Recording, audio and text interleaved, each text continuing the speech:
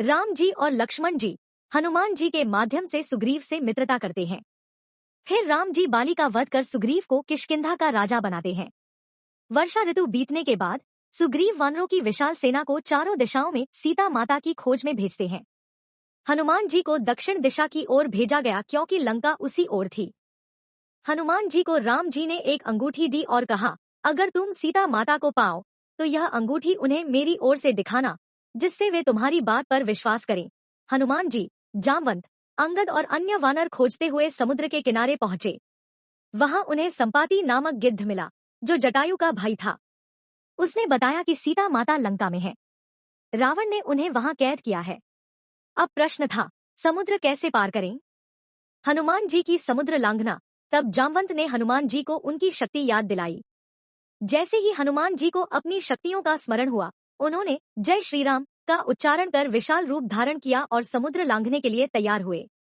हनुमान जी ने एक ही छलांग में समुद्र पार कर लिया। मार्ग में सुरसा राक्षसी, सिंहिका और कई बाधाएं आईं, पर सबको पार करते हुए वे लंका पहुंचे।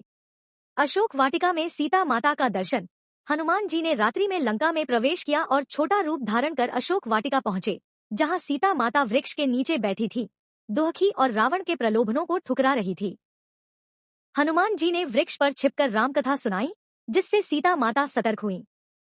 तब हनुमान जी ने राम जी की दी हुई अंगूठी उन्हें दी। सीता माता की आंखों से आंसू बह निकले। सीता माता ने उन्हें चूड़ामणि दिया और कहा, यह राम जी को दे देना और कह देना कि मैं 1 माह तक और प्रतीक्षा करूंगी, फिर प्राण त्याग दूंगी।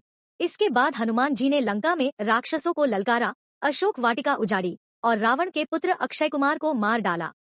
अंततः उन्हें रावण की सभा में लाया गया। रावण ने उनके पूंछ में आग लगवा दी।